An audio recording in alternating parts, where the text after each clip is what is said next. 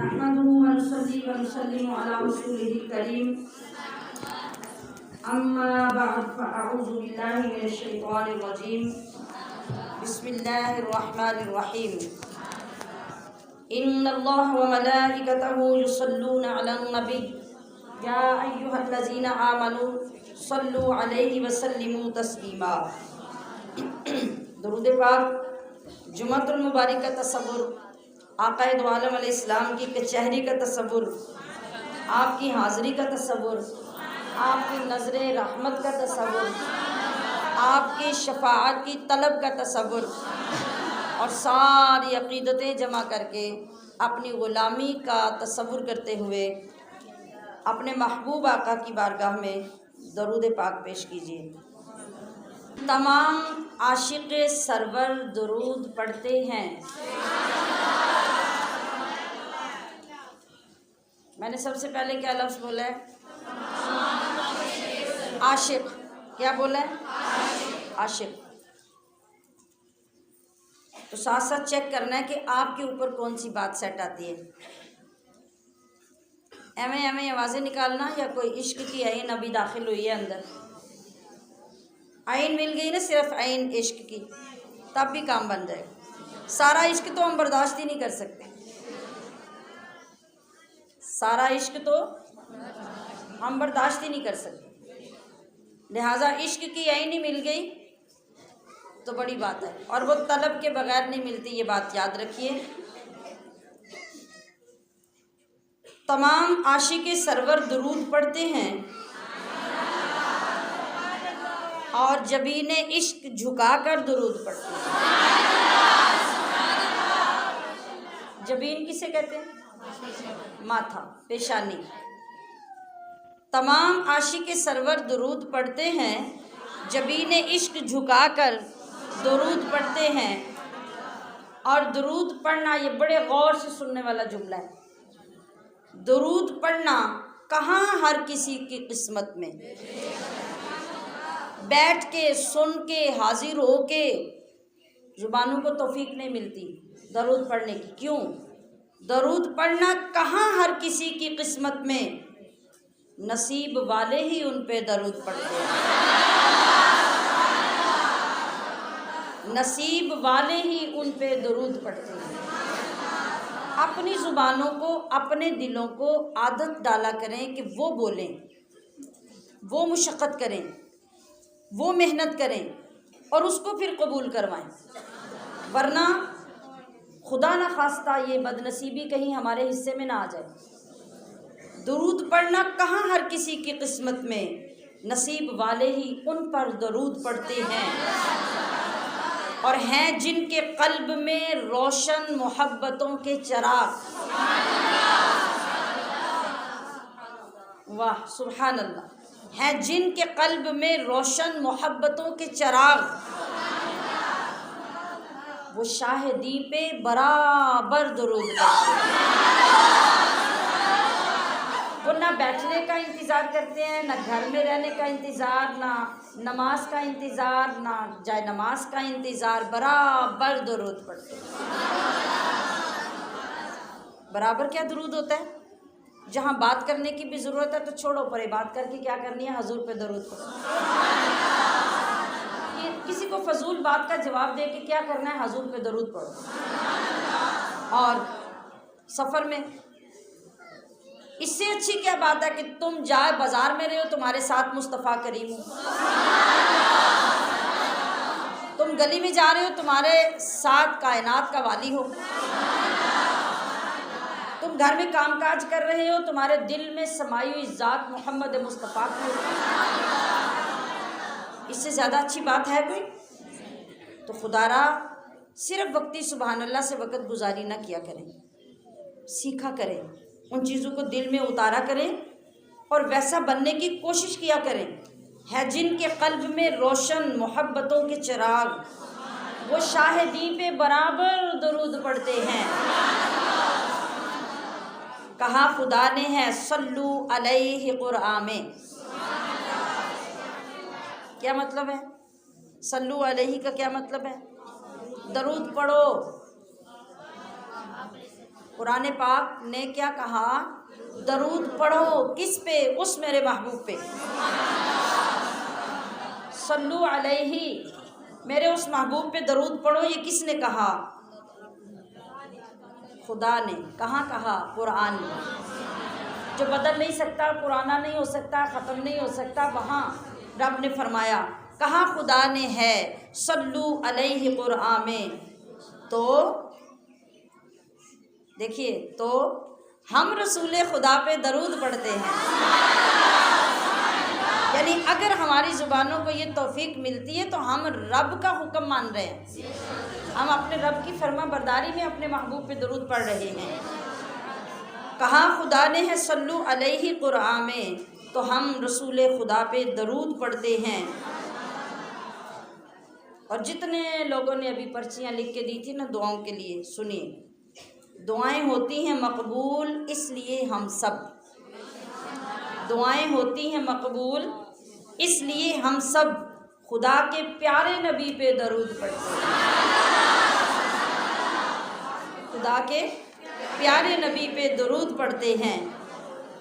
और हमारी ज़ीस्त भी, ज़ीस्त कहते हैं ज़िंदगी को, यानी हमारी ज़िंदगी भी, हमारी ज़ीस्त भी रोशन है इस वजीफ़े से। हमारी ज़ीस्त भी रोशन है इस वजीफ़े से। हो क्यों ना कब्र मुनव्वर दरूद पढ़ते हैं। अगर उस महबूब पे दरूद पढ़ने से ये ज़िंदगी कामयाब है, इस ज़िंदगी में सुकून है, इस ज़िंदगी में तस्कीन है, इस ज़िंदगी में खुशी है, इस ज़िंदगी में इताअत की दौलत मिली है, तो क्यों ना हम यकीन करें कि यही दरूद हमारी कब्र भी मुनव्वर करेगा। हमारी ज़ीस्त भी रोशन है इस वजीफ़े से। हो क्यों ना कब्र मुनव्वर दरूद पढ़ते हैं। और मिलेगा इज़्न मदीना उन्हें भी अजमेरी, मिलेगा इज़्न मदीना उन्हें भी अजमेरी, जो अपने आका पे अक्सर दरूद पढ़ते हैं, जो अपने आका पे अक्सर दरूद पढ़ते हैं। तो हमशीरान मोहतरम, अल्लाह ने आज हमें रमज़ानुल मुबारक का दूसरा जुमा अता फरमाया। और पिछले जुमातुल मुबारक को भी मैंने तवज्जो दिलाई थी कि जुमे की कदर करो। नबी करीम सल्लल्लाहु अलैहि वसल्लम ने इरशाद फरमाया कि जुमा मोमिनों की ईद है, ये यौम सईद है, ये यौम ईद है, ये यौम नूर है, ये यौम सुरूर है, और ये सय्यदुल अय्याम है। सय्यदुल अय्याम का मतलब ये सारे दिनों का बादशाह है। और अल्लाह ने उस दिन को हमारे लिए खुशियों का सामान किया, जो दिनों का बादशाह है। उसकी ख़ास इबादत हमारी ईदों की इबादत से भी अफसल करार दी। और अफ़ा और औलिया कहते हैं कि इंसान शब कदर ढूंढता है, साल के बाद उसका इंतज़ार करता है, फिर एक रात में जाग कर समझता है कि मैंने इबादत का हक़ अदा किया। अगर मोमिन को अपने मकाम की और रब की अताओं की कदर हो जाए, तवज्जो फरमाइए अगले जुमले की तरफ, अगर मोमिन को रब की अताओं और अपने मकाम की कदर हो जाए, तो हर जुमे की शब मोमिन के लिए शब कदर है। कितनी बड़ी बात है, हर जुमे की शब। और अगर इससे भी ऊंचा मकाम किसी मोमिन का है तो उसकी तो हर शब भी शब कदर। क्यों? मोमिन रात का इंतज़ार इसलिए करता है कि रात का वक्त उसके महबूब के विसाल का वक्त होता है, रात का वक्त उसके महबूब से कुर्ब का वक्त होता है। दुनिया के महबूब कब मिलते हैं? रातों को, रातों को। हदीस पाक का मफ़हूम है कि जब रात हुआ करती थी, सारी दुनिया के महबूब अपने महबूबों के पास चले जाते थे, तो रब का महबूब अपने महबूब के पास।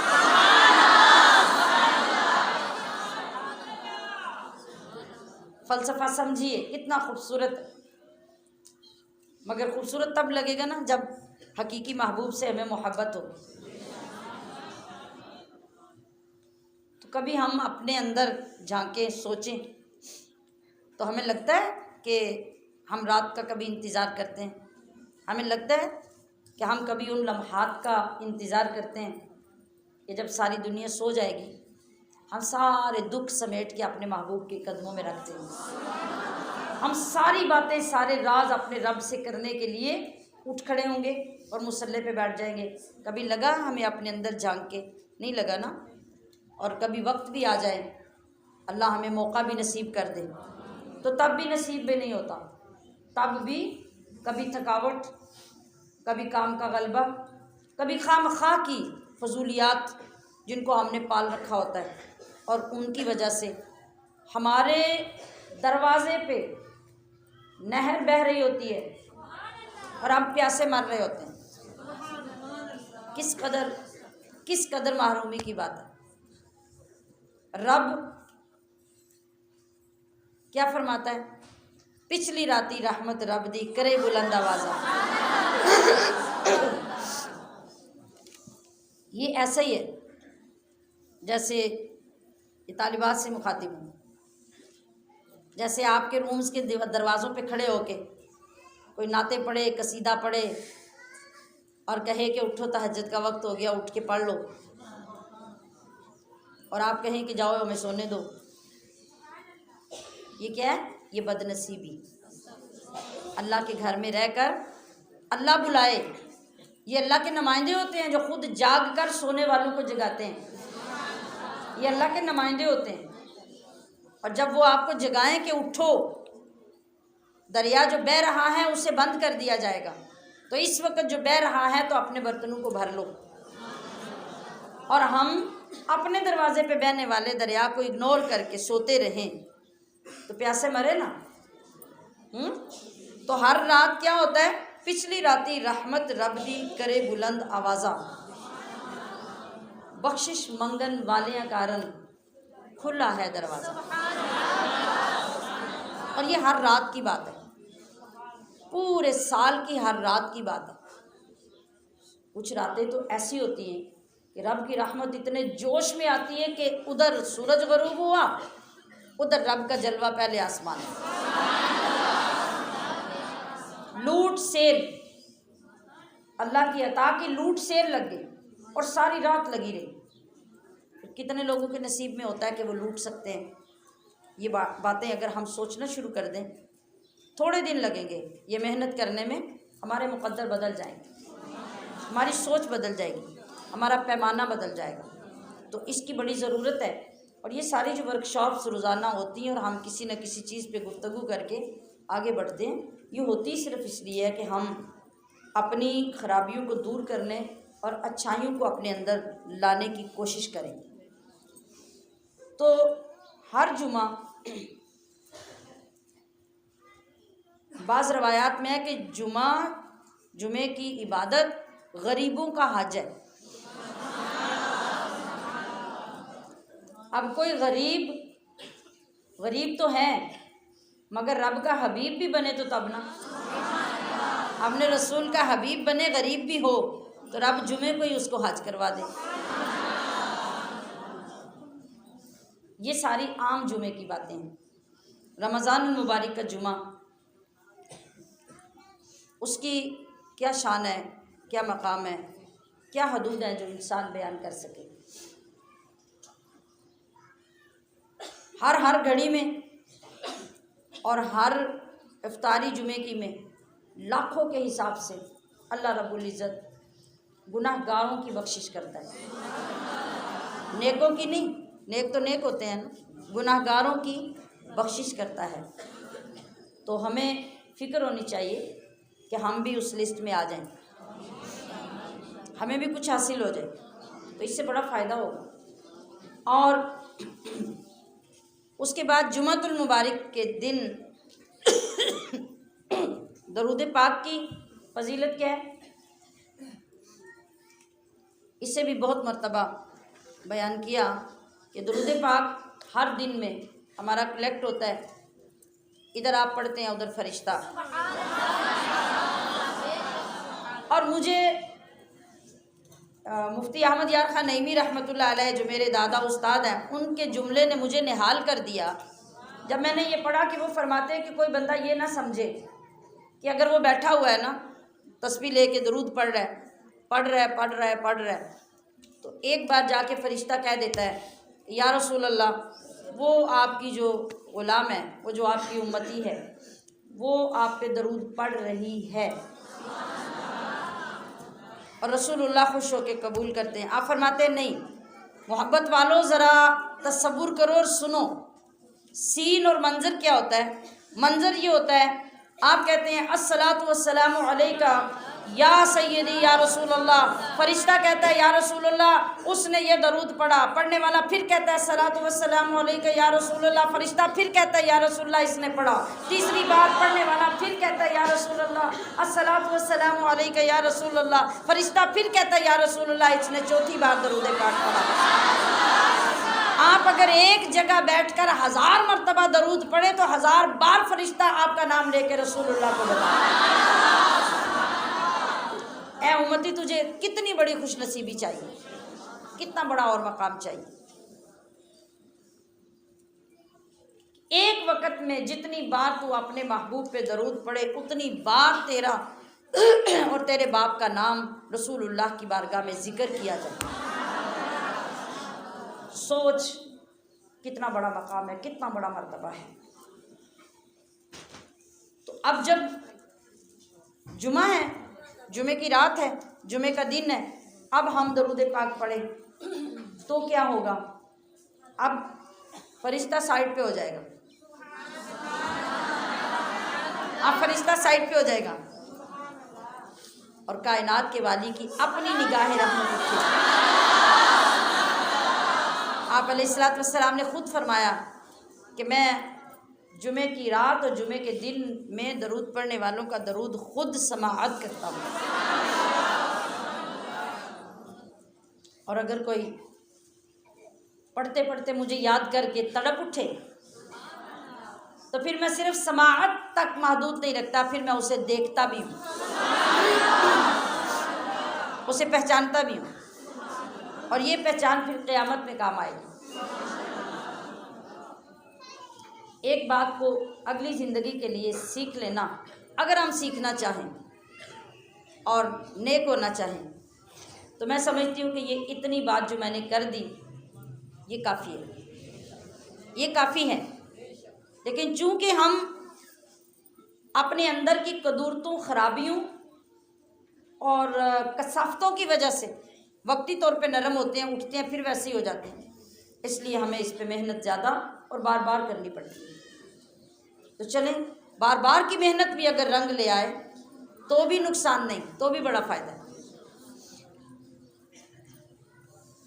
फिर तीसरी बात, ये 2 बातें हो गई, एक जुमे के दिन की अपनी फजीलत और उसमें जुमे का एहतमाम, साफ़ पाक लिबास पहनना, जुमे की इबादत करना, उस दिन अपनी तवज्जो अपने रब की तरफ ज़्यादा करना, नेकी के काम करना, और दूसरी क्या, ज़्यादा से ज़्यादा दरूद पढ़ना।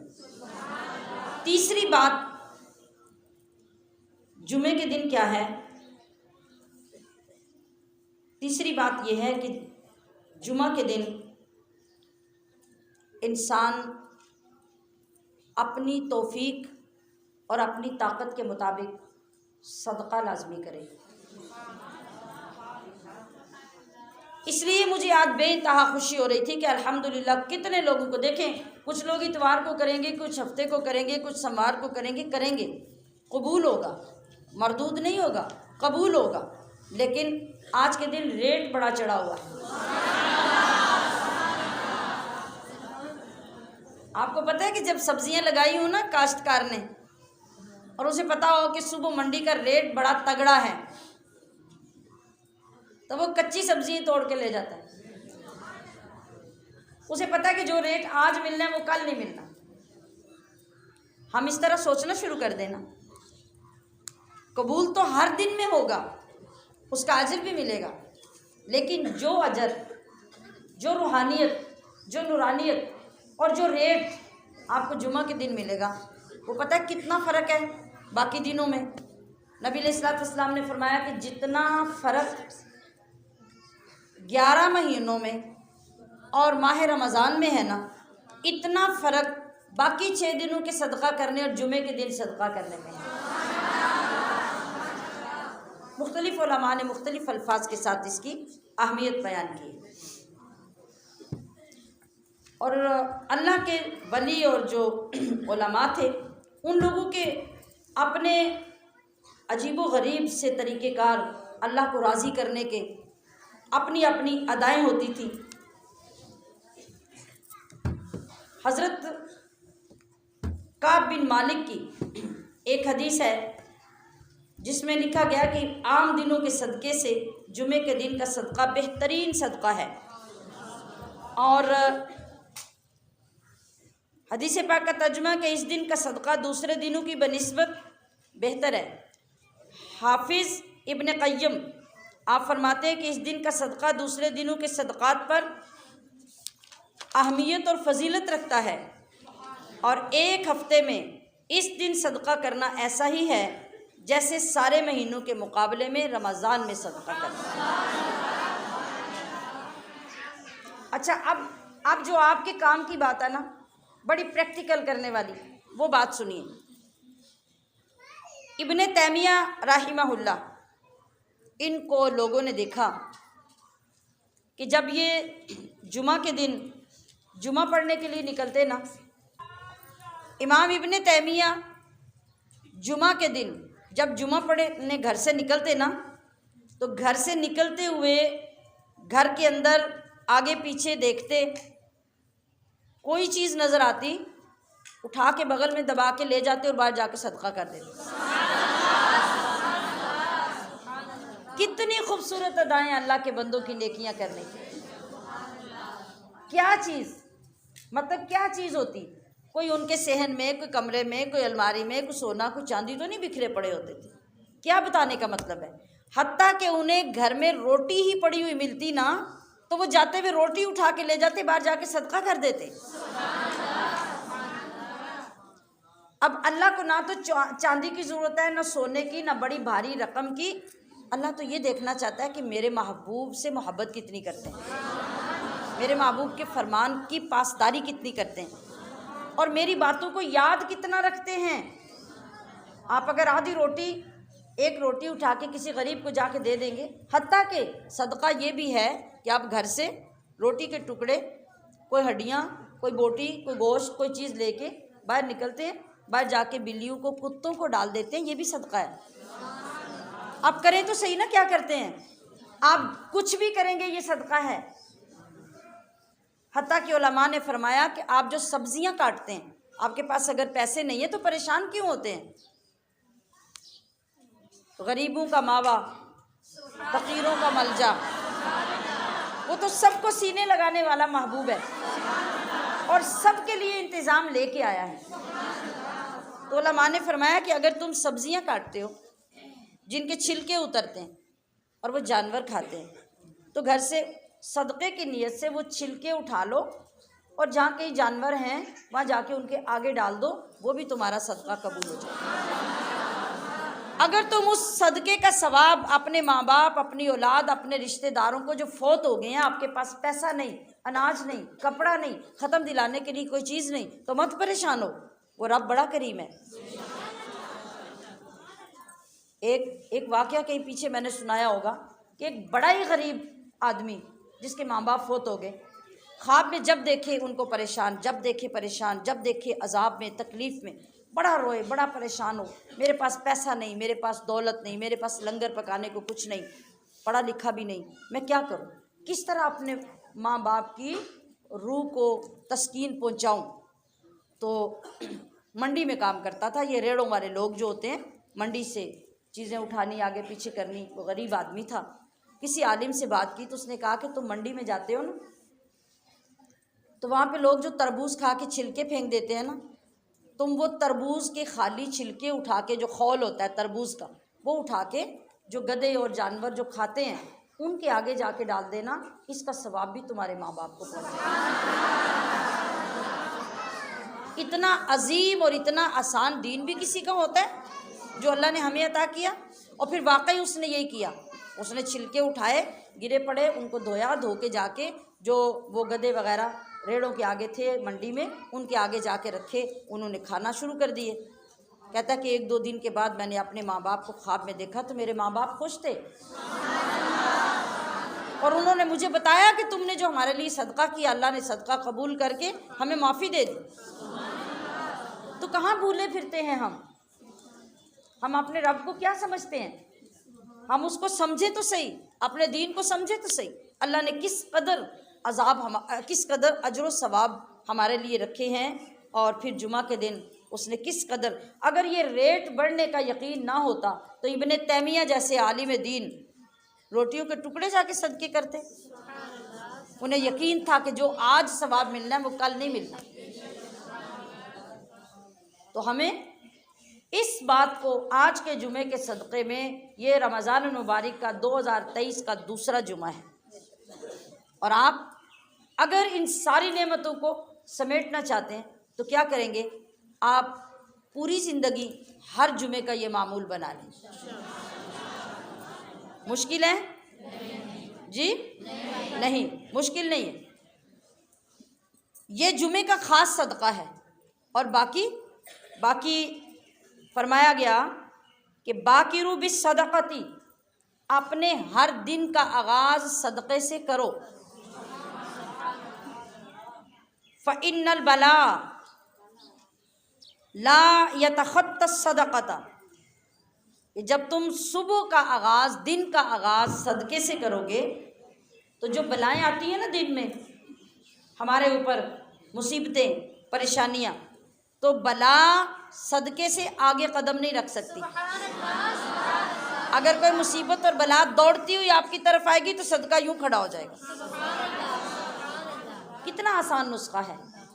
तो आज के जुमे का ये फैज़ अपने दामनों में समेट लीजिए और इसको हमेशा के लिए अपनी आदत बना लीजिए।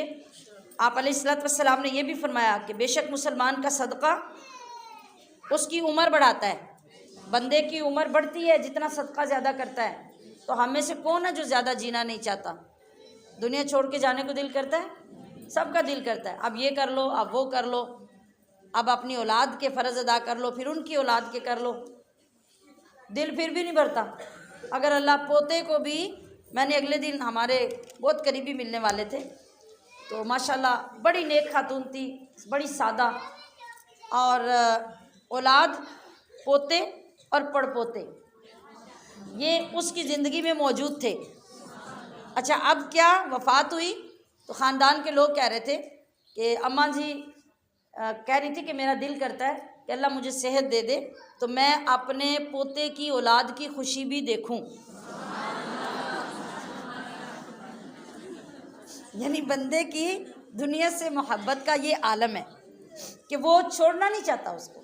तो फिर अगर ऐसी बात है तो फिर वो काम कर लेते हैं ना जिससे उम्र बढ़ती जाए। और वो क्या है, जितना सदका देते जाओगे उतनी उम्र बढ़ती जाएगी। और सदक़े की आदत बंदे की बुरी मौत के आगे रुकावट बन जाती है, उसको बुरी मौत से बचाती है। अल्लाह तबारक व तआला हम सबको आज की इन चंद बातों का फैज़ इस तरह अता फ़रमाए कि कभी ज़िंदगी में ये हमें भूले ना। मुझे उम्मीद है अल्लाह रब्बुल इज़्ज़त ज़रूर करम फरमाएगा उस सूरत में जब आप सब और मैं अपनी अपनी जगह पे इसको हासिल करने की कोशिश करेंगे। आप सोच रहे होंगे क्या बोला, सिपारे नहीं आए? तो सिपारों को नहीं आना था, नहीं आए। हाँ, हम क्या कर सकते हैं? यही अल्लाह है ना कि हज़रत अली रज़ी अल्लाह ताला अन्हु ने क्या फरमाया कि मैंने बड़े मजबूत इरादे किए मगर तड़ाक से टूट गए। फिर मैंने समझा कि अल्लाह है। इरादों के टूटने से मैंने समझा अल्लाह है। अब मैं अगर बात करने लग जाऊंगी तो वही लंबी बात हो जाएगी। अब ये अल्लाह जो है ना, अल्लाह ने क्या किया है कि हमारे सिपारे गाड़ी से वापस मंगवा लिए।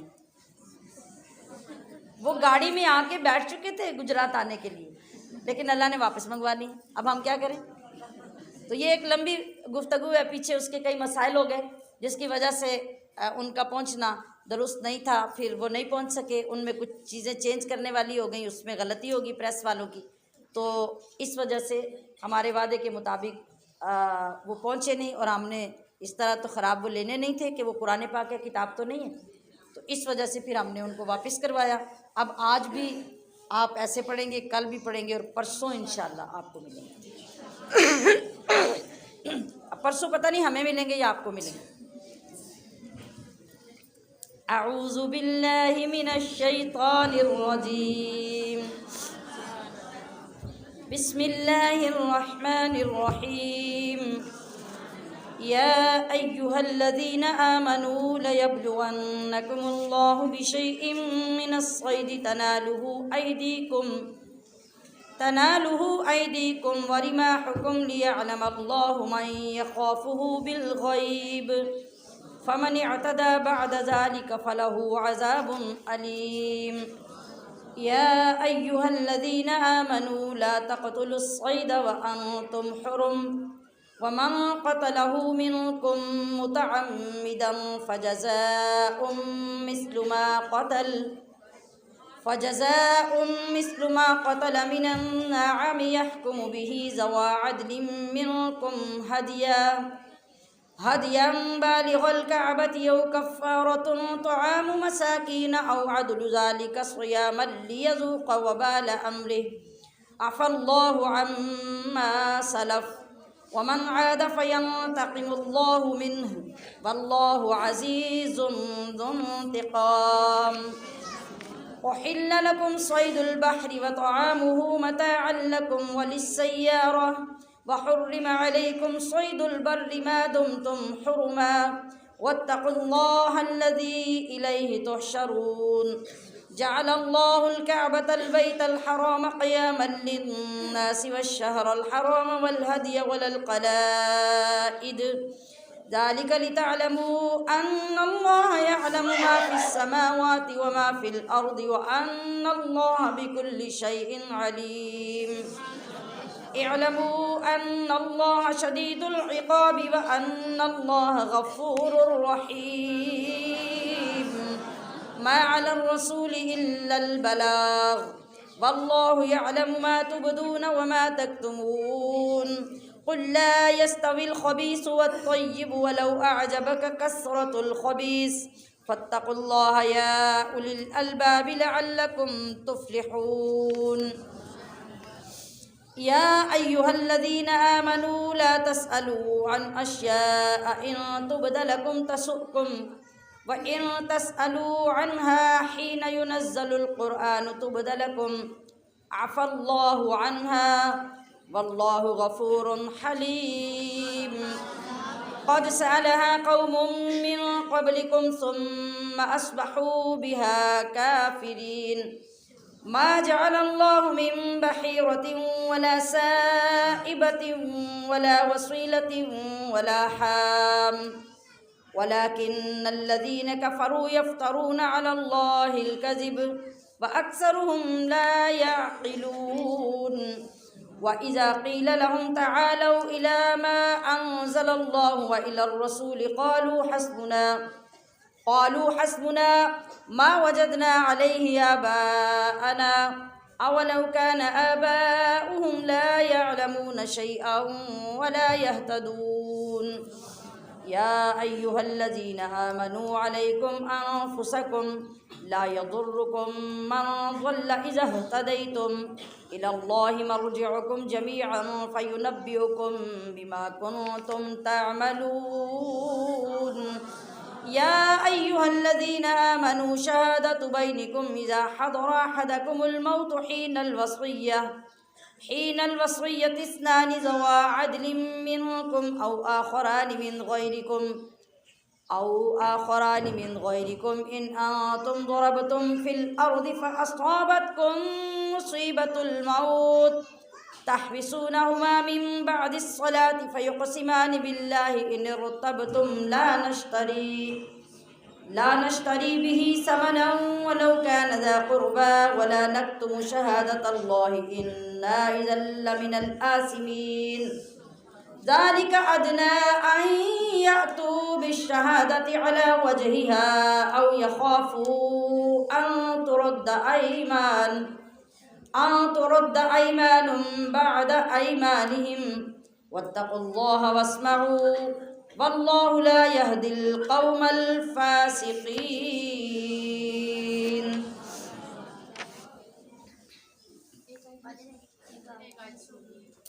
मिस हो गई कहाँ से?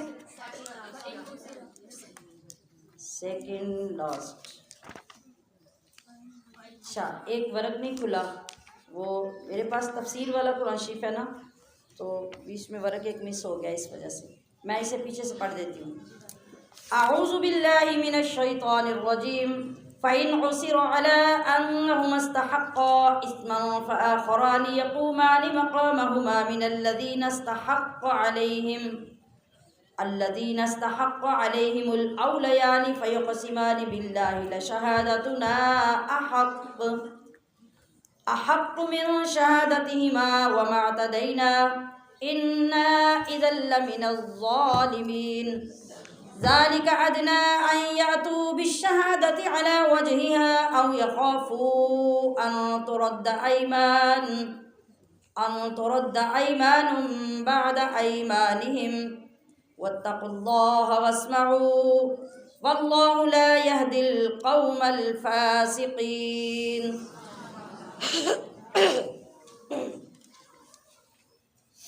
आपने एक बात की तरफ गौर किया कि कुरान शरीफ की तिलावत के दौरान कभी दरमियान में कोई बात करनी पड़ जाए तो दोबारा से तिलावत को शुरू करते हुए मैंने हर बार तावुज़ पढ़ा है। तावुज़ यानी आऊज़ु बिल्लाह, और बिस्मिल्लाह नहीं पढ़ा। तो जिन लोगों को इसका इल्म नहीं है वो ये मसला भी याद रख लीजिए कि जब भी तिलावत के दौरान आपको किसी ज़रूरी बात के लिए रुकना पड़ जाए तो दोबारा से पढ़ने के लिए सिर्फ़ आऊज़ु बिल्लाह ही पढ़ा जाता है। फिर से हम आऊज़ु बिल्लाह और बिस्मिल्लाह दोनों नहीं पढ़ेंगे। बिस्मिल्लाह सिर्फ शुरू में पढ़ी जाती है, या अगर दरमियान में सूरत आ जाए तो उसके शुरू में पढ़ी जाएगी। दरमियान में तिलावत में रुकना पड़ जाए किसी ज़रूरी, पहली तो ये कि हर बात पे रुकना नहीं चाहिए। अगर ज़रूरी बात पे रुकना पड़े तो फिर सिर्फ आऊज़ु बिल्लाह पढ़ के आगे से पढ़ना शुरू कर देंगे। याद रहेगा? या अय्युहल्लज़ीना आमनू, कितनी मौजें हैं, रोज़ अल्लाह का आपके लिए खिताब आता है, और आज तो कितनी बार ही आ गया। ए ईमान वालो, लयब्लुवन्नकुमुल्लाह, ये बड़ी पते की बात है कि ज़रूर ज़रूर और ज़रूर अल्लाह तुम्हें आज़माएगा। ये जो हमारा कॉन्सेप्ट है ना कि ईमान ले आओगे या कलिमा पढ़ लोगे या किसी के मुरीद हो जाओगे तो मौजे मौजे हैं, नहीं, मौजे नहीं है। नबी करीम सल्लल्लाहु अलैहि वसल्लम ने एक उस सहाबी से फरमाया था जिसने आके अर्ज़ की थी, या रसूलल्लाह मुझे आपसे बड़ा ही प्यार है, मुझे आपसे बड़ा ही प्यार है, आपके बगैर गुजारा नहीं, बड़ा इश्क हो गया आपसे। तो आप अलैहिस्सलातु वस्सलाम ने फरमाया, अच्छा तुम्हें मुझसे बड़ा प्यार हो गया तो फिर मुसीबतों, इब्तिलाओं और आजमाइशों के लिए तैयार हो जाओ। हाँ, ये बात समझनी बड़ी ज़रूरी है कि जो ईमान के जितने ऊपर के मर्तबे पे जाता जाएगा उसके लिए आजमाइशें आती जाएंगी। अल्लाह आजमाएगा। कैसे आजमाएगा, क्यों आजमाएगा? वो देखेगा कि ये जो दावे करके आया ईमान के, ये जो टाइटल लगा के आया, ये पक्का भी है कि नहीं। पुराने लोग समझाते हैं ना एक बात कि जब भी आप मट्टी का प्याला लेने जाते हैं तो बार बार उसको यूं यूं करके बजाते हैं, पक्का है कि कच्चा है। आपको उसकी आवाज़, उसकी टोन बताती है कि ये पक्का है कि कच्चा। जो समझदार लोग होते हैं वो उसकी टोन से समझ जाते हैं कि ये पक्का है, बड़ा शानदार पक्का हुआ है। तो ये जो आजमाइशी है ना, लयब्लुवन्नकुमुल्लाह, जो अल्लाह तुम्हें आजमाएगा, ये वो यूं बजाएगा, और चेक करेगा कि आपकी टोन कैसी है। आप कच्चे हैं कि ऊपर ऊपर से ईमान वाले हैं, तो संभल के ज़रा चलना होगा। बिशैइन, मुख्तलिफ चीज़ों से आजमाएगा। मिनस्सैद, बाज शिकार से। तनालुहु ऐदीकुम, जो तुम्हारी रेंज में होगा, जिसको तुम्हारे हाथ इजीली पहुंच सकते होंगे। वरिमाहुकुम, और तुम्हारे नेज़े भी। ऐसा क्यों करेगा अल्लाह? लियअलम अल्लाहु, ताकि वो पहचान करा दे, मन उसकी, यखाफुहु, जो उससे डरते हैं, बिल गैबी, गैब में, बिन देखे, जो अल्लाह से डरते हैं। अल्लाह पाक कभी तन्हाइयों में ऐसी चीज़ें सामने ला के बंदे को आजमाता है कि ये कितना ईमान का पक्का है। आला हज़रत रहमतुल्लाह अलैह ने बचपन में 6 साल की उम्र में रोज़ा रखा ना, तो बाप भी तो बाप थे ना, आला हज़रत के बाप भी तो बाप थे ना। तो रोज़ा रखा तो दोपहर हो गई, गर्मियाँ थी, तो आला हज़रत को लेके पीछे वाली कोठरी में चले गए। कहा बेटे बड़ी सख्त गर्मी है और इतने घंटे हो गए हैं, तुमने ना खाना खाया ना पानी पिए, तो यहाँ कोई बंदा नहीं देख रहा, या चुप करके थोड़ा सा पानी पी लो, मैं किसी को नहीं बताऊंगा और कोई देखेगा भी नहीं, तो तुम छोटे हो ना, तुम्हारा रोज़ा चलता रहे। वाह, कुर्बान जाए उस बाप की तरबियत पर कि 6 साल के उस आला हज़रत ने जो जवाब दिया। कहा अब्बा यहाँ कोठरी में बंदा तो कोई नहीं देख रहा, मेरा रब तो मुझे देख रहा। तो अल्लाह यूं आजमाता है बंदे को, वो मौक़े मुहैया करता है, चांस देता है। बंदा खुश हो जाता है, लो जी मेरी तो मौजें होगी। लेकिन उधर क्या होता है? उधर अल्लाह देख रहा होता है कि आप बंदा करता क्या है, उसको ये देखना होता है। और उसके लिए आपको बाज़ औक़ात बे मौका ऐसी चीज़ें कसरत से अता कर देता है जो आप पे मना होती हैं, आपको नहीं करनी, लेकिन आपके सामने आ जाती हैं, और आप क्या करते हैं? उस वक़्त लालच में वो कर जाते हैं जो नहीं करना चाहिए। तो कहा अल्लाह तुम्हें आजमाएगा ऐसी चीज़ों से। ये आयत जो है ना, ये 6 हिजरी में हुदैबिया के मकाम पे ये वाक़या पेश आया था।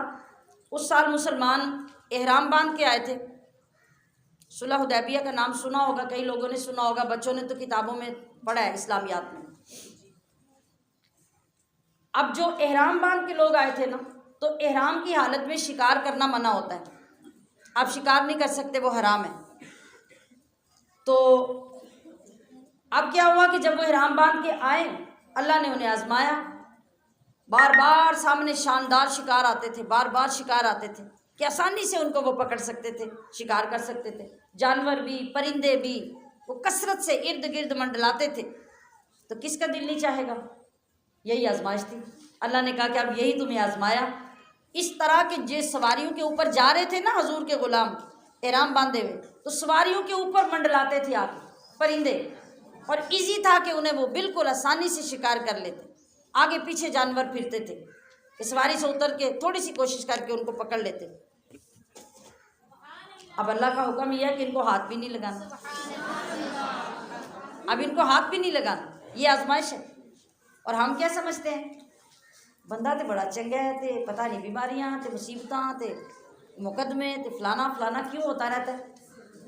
ये क्या होता है? ये हमारी गलत सोच, हमारे पास इल्म का ना होना, दीन से दूरी, और इस वजह से फिर हम जहालत पे जहालत, गलत पे गलत बोलते जाते हैं। ये अल्लाह का निज़ाम है। अल्लाह ने आपको आजमाना है और परखना है, और क्या करना है? भट्टी में पका के कुंदन बनाना है, तब आप पक्के ईमान वाले बनेंगे। तो इस पर अल्लाह पाक ने ये आयत करीमा उतारी कि ए ईमान वालों, तुम्हारा रब तुम्हें ज़रूर आजमाएगा। इसलिए कि अब तुम्हारे लिए बड़ा आसान है कि चुप करके आराम से किसी पास वाले जानवर को पकड़ लो और उसको छुरी फेर के ज़िबा कर लो। लेकिन अगर किसी को भी पता नहीं चलेगा तो रब देख रहा है जो तुम्हें आजमा रहा है। फ़मन बाद ज़ालिक, तो जो कोई इसके बाद हद से बढ़ेगा, तो सुन लो, फलहु अज़ाबुन अलीम, उसके लिए दर्दनाक अज़ाब हो, बख्शिश की कोई सूरत नहीं होगी। और या अय्युहल्लज़ीना आमनु, ए ईमान वालो, ला तक़्तुलुस सैद, मत शिकार मारो, यानी शिकार मत करो, व अंतुम हुरुम, जबकि तुम एहराम की हालत में हो। जो लोग उम्रा करने हज करने जाते हैं उनको ये मसाइल सिखाए जाते हैं कि एक चूंटी भी अगर चल रही हो तो एहराम की हालत में आप उसको भी मार नहीं सकते। अगर आपके सर में कोई जूं हो तो आप उसको भी मार नहीं सकते। कोई मामूली सा कीड़ा मकोड़ा आपको नज़र आ जाए तो आप उसको मार नहीं सकते, आप खुद उससे बच सकते हैं, उसको मारेंगे नहीं। ये एहराम में पाबंदी है। तो ये अल्लाह बयान कर रहा है कुरान करीम में। अलबत्ता अगर कोई बिच्छू, कोई सांप जिससे जान जाने का ख़तरा हो, उसको मारने की इजाज़त दी गई, बाकी और किसी जानवर को नहीं, ना शिकार के लिए ना वैसे।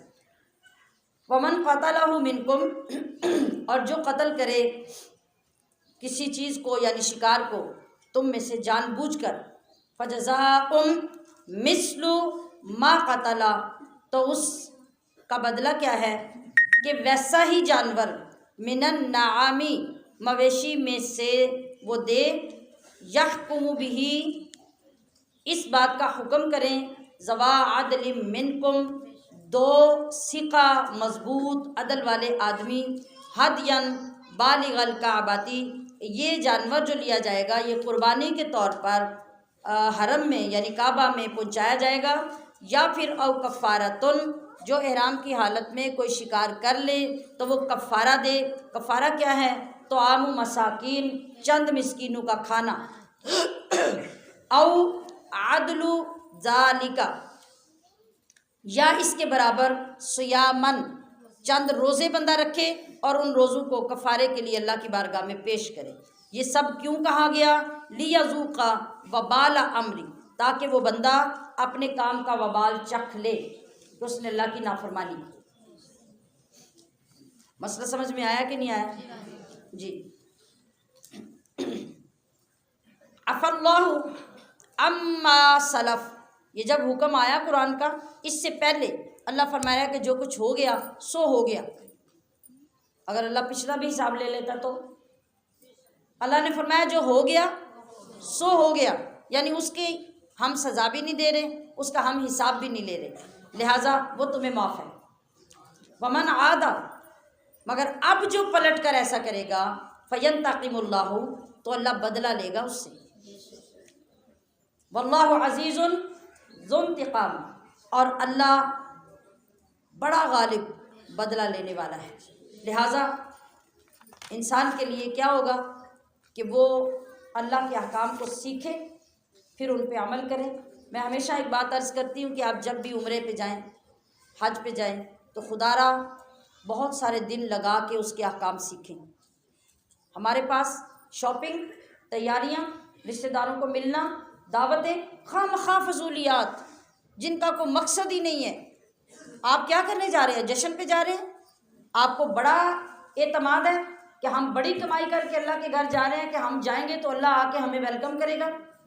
गुनाहों में लुथड़े हुए सारी ज़िंदगी की खबासतें, बुराइयाँ, बदअमालियाँ करके हम जा किस लिए रहे हैं? हम तो जा रहे हैं अपने गुनाह बख्शवाने, और हालत ये है कि पता नहीं वो ज़ात कबूल भी करेगी कि नहीं। हमारी हालत ये होनी चाहिए। और हम किन कामों में पड़े होते हैं? और क्या है, आखिर दिन तक हमारे पास सीखने के लिए टाइम ही नहीं।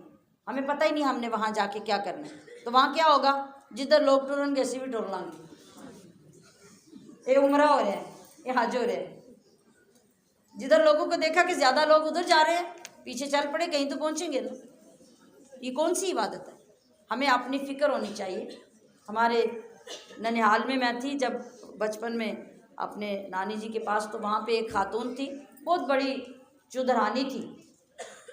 पूरी ज़िंदगी उस खातून ने कभी नमाज नहीं पढ़ी। अल्लाह ने बहुत रिस्क दिया हुआ था, जानवर थे, पैसा था, ज़मीनें थी, सब कुछ था। अल्लाह पाक ने सुन ली, हज के लिए बुलावा आ गया।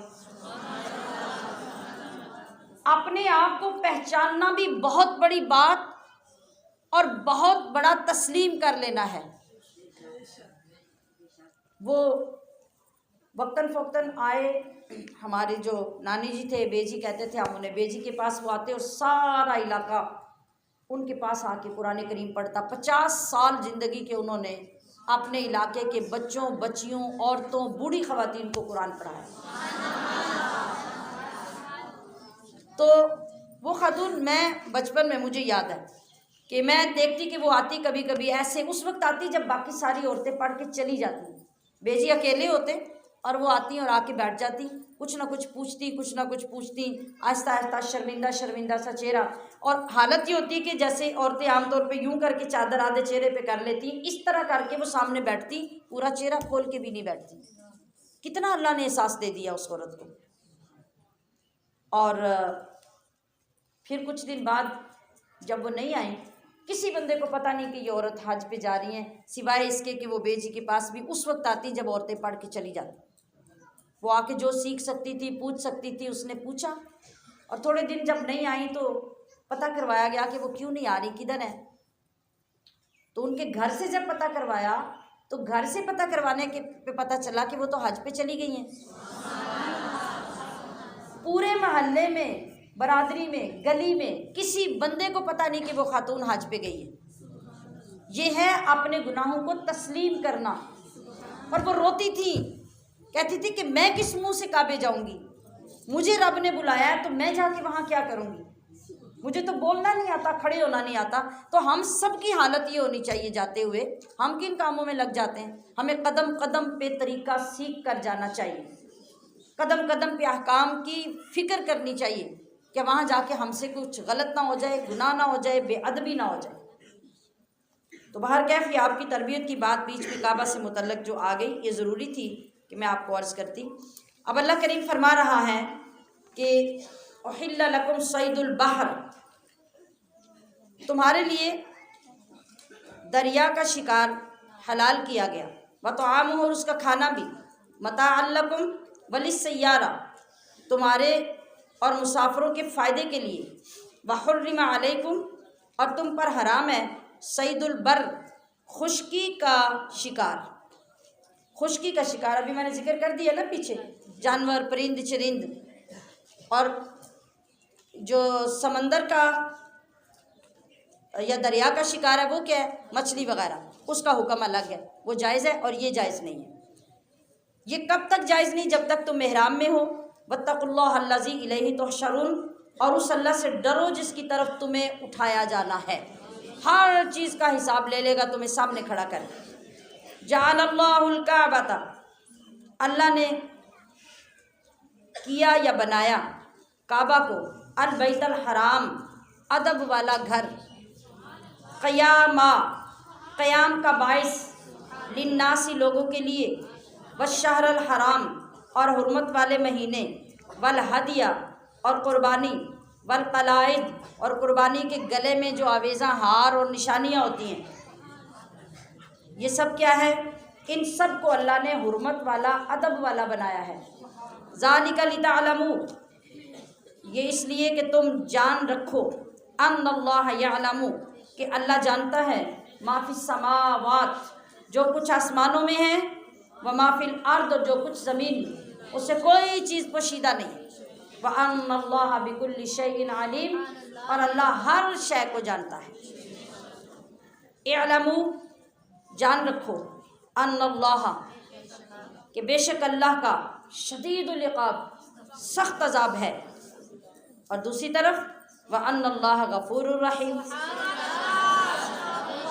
यानी अगर तुम नाफरमान हो तो उसके अज़ाब और उसकी सज़ा से आगे कोई चीज़ नहीं, और अगर तुम फर्माबरदार हो तो उसकी रहमत और बख्शिश से आगे कोई चीज़ नहीं। मा अला रसूल इल्लल बलाग, रसूल पर नहीं है मगर पहुँचा दे, जो अल्लाह ने फरमाया रसूल पहुँचा दे बस। वल्लाहु यअलमु, और अल्लाह जानता है, मा तुबदून, जो तुम जाहिर करते, वमा तक्तुमून, और जो तुम छुपाते हो। लोगों से तो छुपा लोगे, कभी कभी अपने आप से भी छुपा लोगे, लेकिन अल्लाह से कौन छुपाएगा, अल्लाह से कोई कुछ नहीं छुपा सकता। कुल, आप फरमा दीजिए, ला यस्तविल खबीसु व तय्यिब, कभी नापाक और पाक चीज़ें बराबर नहीं हो सकती। ये एक आम बात है ना, हर बंदा ये जानता है ना कि पाक और नापाक बराबर नहीं है। एक मुर्गा ज़िबा किया हुआ और एक मुर्गा मरा हुआ, दोनों बराबर है? नहीं है, तो दोनों मुर्गे, लेकिन बराबर नहीं है। वो मुर्दा होने की वजह से नापाक हो गया और ये ज़िबा होने की वजह से पाक हो गया। और इसी तरह बाकी वो तमाम चीज़ें जिनसे अल्लाह ने मना किया, अल्लाह फरमाना है कि वलौ आजबा का, अगरचे तुम्हें बड़ी पसंद आ जाए, कसरत अल खबीस, नापाक चीज़ की। अच्छा, अब अगर हम ये गौर करें तो जो चीज़ें खाने में हरज है या पहनने में या इस्तेमाल करने में, वो मार्केट में भी ज़्यादा होगी, फसलों में भी ज़्यादा होगी, हमारे इलाके में भी ज़्यादा होगी, बिकने के लिए भी ज़्यादा आएगी। अल्लाह फरमा रहा है कि 1000 गुना ज़्यादा हलाल के मुकाबले में हराम आ जाए ना, नापाक, वो बराबर नहीं हो सकता और तुम्हें उसकी इजाज़त भी नहीं मिल सकती। फत्तकुल्लाह, तुम्हारी ड्यूटी यह है कि हर हाल में अपने अल्लाह से डरो। या उलिल अलबाब, ए अक़ल के दावे करने वालों, अक़ल ये है कि तुम अल्लाह की खिलाफ वर्जी कभी ना करो। अक़ल का तकाजा ये है कि कभी अल्लाह की हद से आगे ना बढ़ो। लअल्लकुम तुफ़्लिहून, ताकि तुम दोनों जहानों में कामयाबी हासिल करो, यानी फलाह पाओ। या अय्युहल्लज़ीना आमनू, ए ईमान वालो, ला तसअलू, मत सवाल किया करो, अन नश्याआ, उन बातों के मुताल्लिक़, इन तुबदा लकुम, अगर जाहिर कर दी जाए तुम्हारे सामने, तसुरकुम, तो तुम्हें बुरी लगे। इस आयत का शान नुज़ूल ये है, एक दिन नबी अलैहिस्सलातु वस्सलाम ने खुतबा फरमाया और इरशाद फरमाया कि जिसने जो पूछना है पूछो, आज जो पूछना चाहते हो पूछो। तो हज़रत अब्दुल्ला बिन हज़ाफ़ा खड़े हुए, उन्होंने दरियाफ़्त किया कि या रसूलल्लाह, मुझे बताइए मेरा बाप कौन है। इरशाद फरमाया हज़ाफ़ा।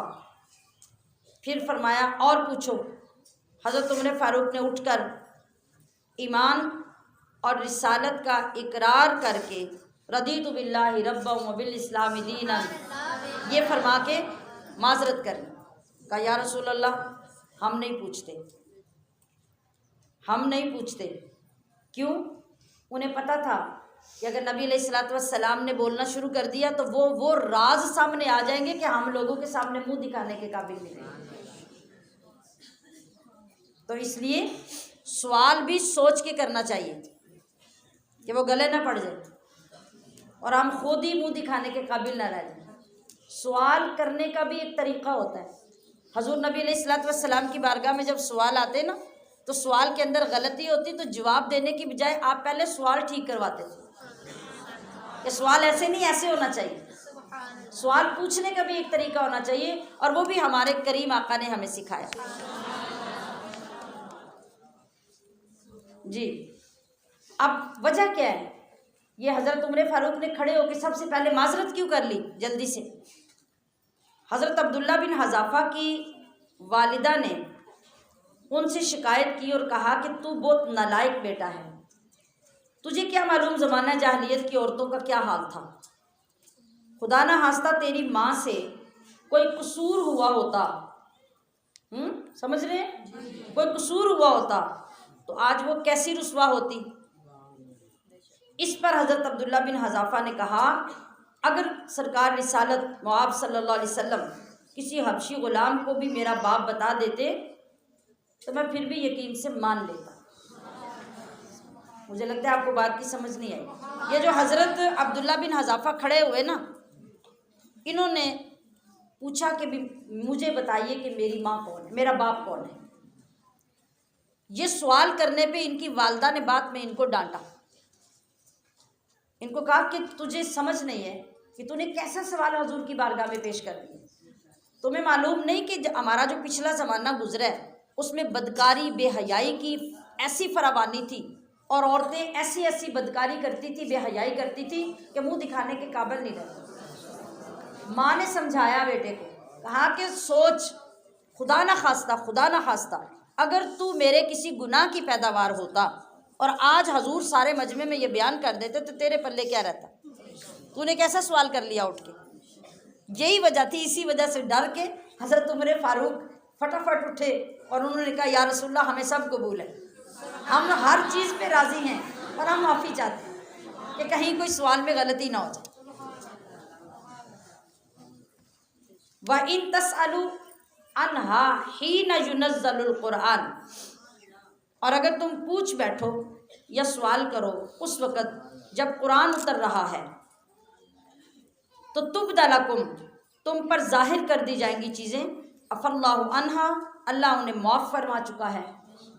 यानी जैसे कुरान उतर रहा है, आयत उतर रही है, उसके बारे में कोई सवाल करने बैठ जाओगे तो बहुत सारी वो चीज़ें, वो गुनाह पिछले जो अल्लाह ने तुम्हें माफ़ कर दी हैं, हो सकता है तुम फिर उनके बारे में सवाल करो तो तुम्हारे ऊपर पाबंदियाँ बढ़ जाएं, तो फिर तुम क्या करोगे?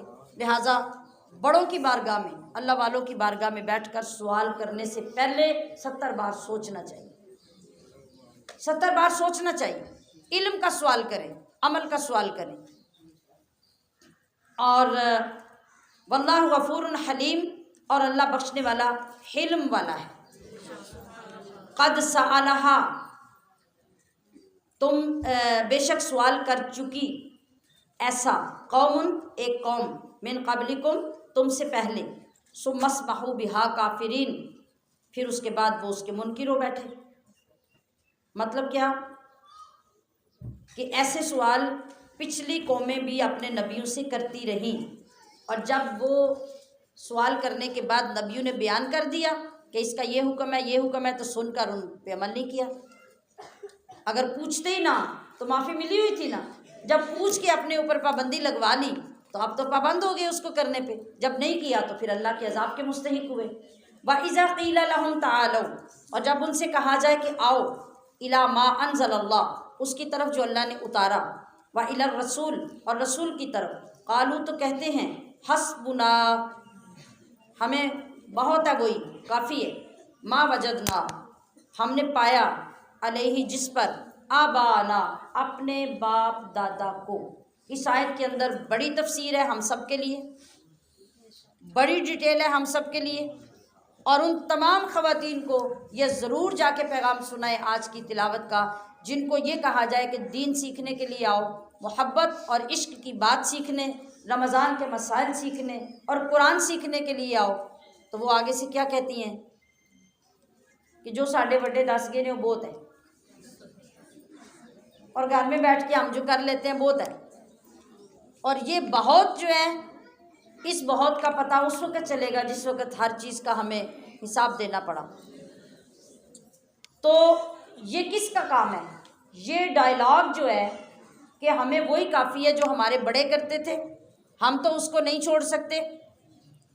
ये काफिरों मुशरिकों का डायलॉग है, ये मुसलमानों का डायलॉग नहीं।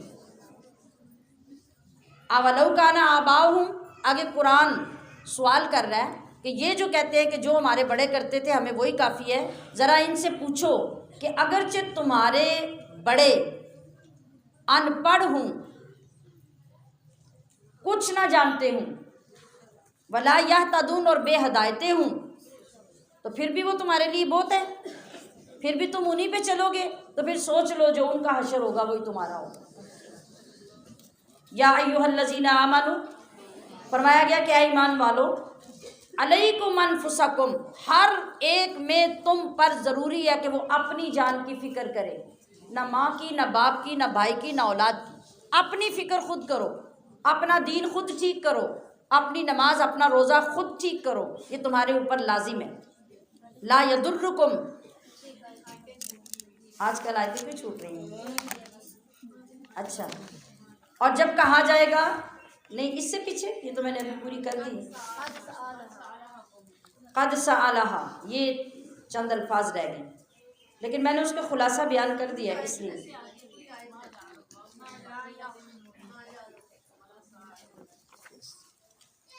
जी, अल्लाह ने मा जाल अल्लाह, नहीं मुकर्रर किया, मिन बहीरतिन, कोई कान चिरा जानवर, वला साइबा, और ना साइबा यानी कोई बजाज जानवर, वला वसीला और ना वसीला, वला हामिन और ना हाम।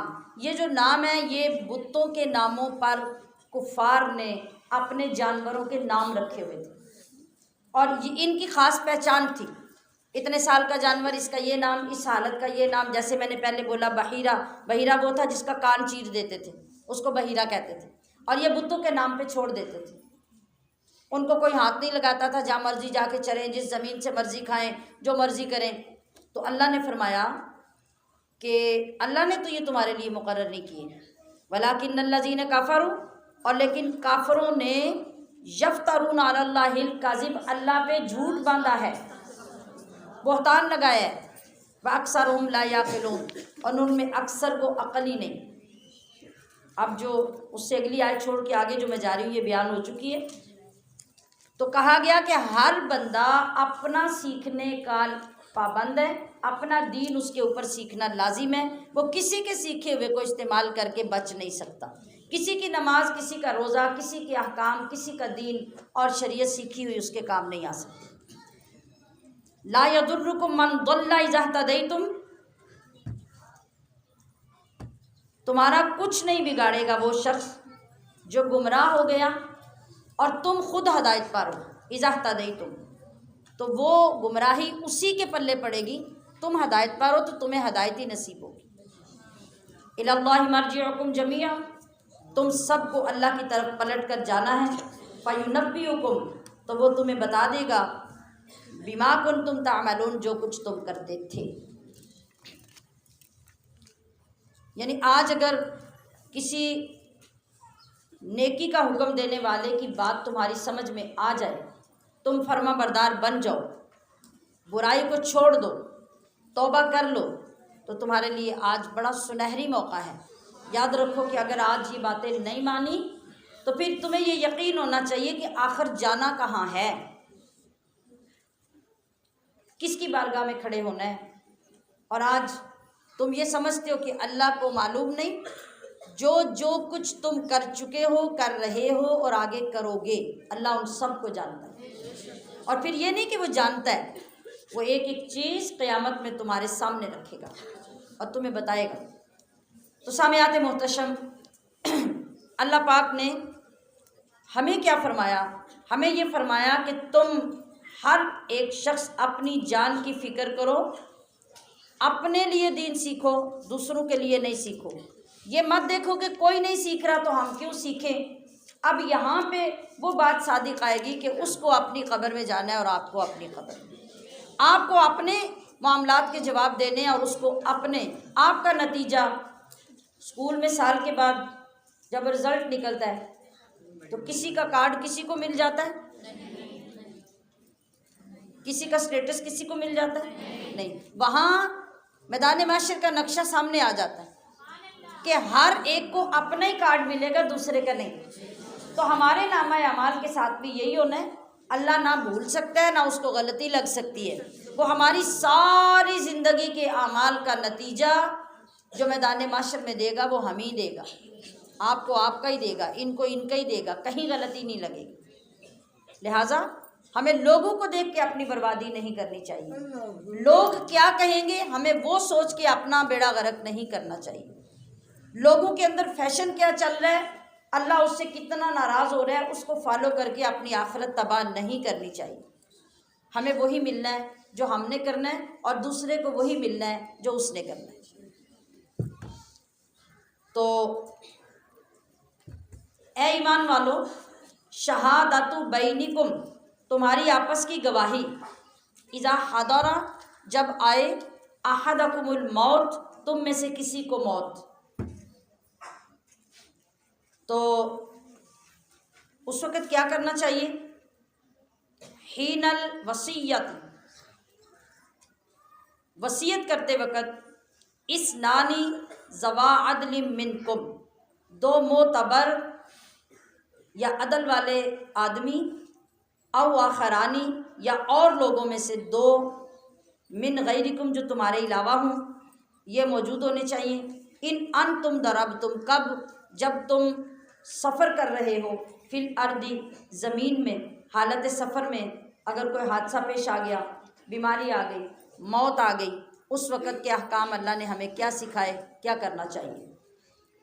फरमाया कि फ़अस्वाबतकुम मुसीबतुल मौत, फिर तुम्हें मौत का हादसा आ पहुँचे तो तहबिसूनहुमा, उन दो आदमियों को रोको, मिन बादि सलाती, नमाज के बाद, फ़युक़सिमानी, वो दोनों अल्लाह की कसम खाएं, इनिरतबतुम, अगर तुम्हें कुछ शक पड़े, ला नश्तरी बिही समना, कि हम नहीं ख़रीदेंगे इस हलफ के बदले कोई माल, वलौ काना ज़ा क़ुरबा, अगरचे वो रिश्तेदारी क्यों ना हो, वला नक्तुमु शहादत अल्लाह, और हम अल्लाह की गवाही कभी छुपाएंगे नहीं, इन्ना इज़ल्ला मिनल लासिबीन, अगर हमने ऐसा किया तब तो हम बड़े गुनाहगार हो जाएंगे।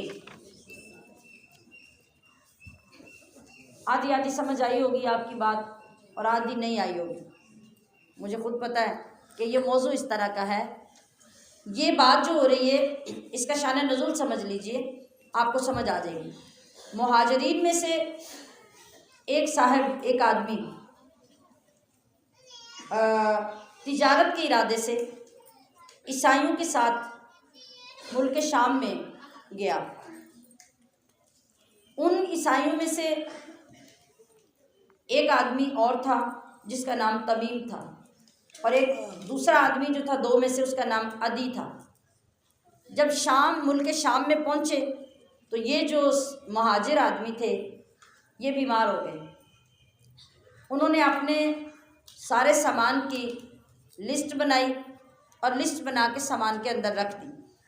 ये समझदारी की बात थी, ताकि जब ये सामान मेरा वापस मेरे घर वालों को पहुँचे मेरे मरने के बाद, तो उनको पता चल जाए कि ये सामान कितना था, तो उन्हें पता चल जाएगा कि जो लोग मेरा सामान मेरे मरने के पीछे मेरे घर लेके गए हैं उन्होंने ईमानतदारी से पहुंचाया है कि नहीं। सामान के अंदर लिस्ट रख दी, लेकिन जिनके हवाले करना था ईसाइयों के, उनको बताया नहीं, छुपा के लिस्ट रख दी और उनको इत्तला नहीं दी। मर्ज़ बढ़ गया, तकलीफ़ ज़्यादा होती चली गई। तो उस आदमी ने उन दोनों ईसाइयों को बुलाया, बुला के वसीयत की कि अगर मेरी मौत हो जाए तो मेरा ये सारा सामान मदीना मुनव्वरा मेरे घर वालों को दे देना। अब उसके बाद यही हुआ कि वो फौत हो गया। बंदा जो मुहाजिर मुसलमान था वो फौत हो गया। उन्होंने जब देखा कि जो उसका सामान था घर पहुंचाने वाला, उस सामान के अंदर चांदी का एक बड़ा सा जाम था जिसके ऊपर सोने की कशीदाकारी हुई थी। आप सोच लें कितना महंगा होगा। और उस जाम के अंदर 300 मिस्काल चांदी रखी हुई थी। वो खुद भी जाम चांदी का और ऊपर सोने की कढ़ाई थी, और अंदर 300 मिस्काल चांदी भी थी। ये बादशाह को तोहफ़ा देने के लिए शानदार किस्म का तैयार करवा के वो मुसलमान मुहाजिर लेके आए थे। वफ़ात हो गई, वहाँ तक पहुँचे नहीं। अब ये हुआ कि वो जो दोनों ईसाई थे ना, उन्होंने बाद में सामान चेक किया मरने के बाद। जब उनको ये जाम नज़र आया तो उन्होंने वो जाम अंदर से गायब कर लिया। आप ज़रा देखें कि दीन के अंदर हमारे लिए रहमतें कितनी हैं। एक बंदे का वाक़या पेश आता है, क़यामत तक के मुसलमानों को रब बचा लेता है। अच्छा, अब क्या हुआ? जब वो अपने काम काज से फारिग होके वापस मदीना आए और सामान उसके घर वालों को दिया, घर वालों ने सामान खोला, फहरिस्त सामने आ गई। सामान चेक किया तो वो कीमती तरीन जाम और इतनी सारी चांदी वो नहीं मिली। उन्होंने उन आदमियों से पूछा तो उन्होंने पहले तो ये सोचा कि हो सकता है उन लोगों ने हमारे बंदे के इलाज मुआवजे पे वो खर्च कर दिया हो बेच के, ज़ाहिर है परदेश में था। तो इन्होंने जब सारी मालूमात ली तो वो जो ईसाई थे उन्होंने ख़ुद बता दिया कि नहीं, वो वहाँ पहुँचते ही बीमार हो गया था और फ़ौरन ही चंद दिनों में उसका इंतकाल हो गया। इलाज मुआवजे की कोई नौबत ही नहीं आई। फिर उन्होंने बात को खोला, बताया कि इस तरह हमें फहरिस्त मिली और सामान के अंदर ये चीज़ थी, वो चीज़ नहीं है, उसके अंदर लिखा हुआ भी है। इन्होंने कहा कि हमें मालूम नहीं है, हमें तो जो वसीयत की गई थी हमने वो पूरी कर दी, सामान पहुंचा दिया आपके घर, हमें किसी चीज़ की कोई खबर नहीं है। अब वो दौरे रिसालत था, मुकदमा सीधा हजूर के पास चला गया। तो वो जो ईसाई दोनों थे वो जमे रहे अपनी बात पे। झूठा बंदा झूठ साबित करने के लिए आखिर तक चलता है ना, तो वो जमे रहे, कसम भी खा ली, कसम भी खा ली। उस वक़्त अल्लाह पाक ने ये आयत करीमा नाजिल फरमाई कि जब तुम सफ़र में निकलो, तुम्हें मौत आ जाए, तुम्हें बीमारी आ जाए, तो क्या करो, वो जो तुम वसीयत लिखने लगो तो वसीयत लिखते हुए 2 गवाह अपने साथ रख लो। अब अगर 2 गवाह होते तो वो उस वक़्त मुकदमे में सामने आके पेश हो जाते, तो वो जो 2 ईसाई थे वो अपने झूठ पे जमे ना रहते, उनका एक फ़ैसला हो जाता। तो अल्लाह पाक ने देखिए कि हमारे ऊपर कितना करम किया और हमेशा के लिए मुसलमानों को तरीका सिखा दिया कि मरने के बाद भी अपनी जायदाद को संभालने का तरीका क्या है और लोगों के फ्रॉड से बचने का तरीका अल्लाह ने तुम्हें खुद कुरान में सिखा दिया।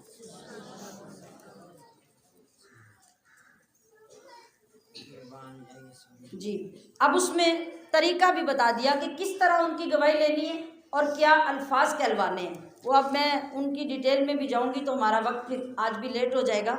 तो अब आपको खुलासा पता चल गया कि इसका मकसद क्या था, कि मकसद ये था कि मुसलमान किसी के धोखे में ना आए, मरने के बाद भी कोई उसके साथ फ्रॉड ना कर सके। और यहाँ पे आगे बाकायदा अगली आयत में ये तरीका बता दिया गया कि वो जो 2 गवाह हैं उनसे गवाही लेनी है, उन्हें नमाज के बाद रोको अल्लाह के घर में और वहाँ उनको बताओ कि ये अल्फाज बोलकर गवाही दो, और उस पर स्टाम्प जो अभी तैयार होता है ना, ये स्टाम्प उसी का बदल है। उस पर कोई भी दस्तावेज़ जो तैयार करो अपने मौजूदा वक़्त के मुताबिक और उसको संभाल दो, जब ज़रूरत पड़े वो गवाही निकालो और गवाहों को बुला लो।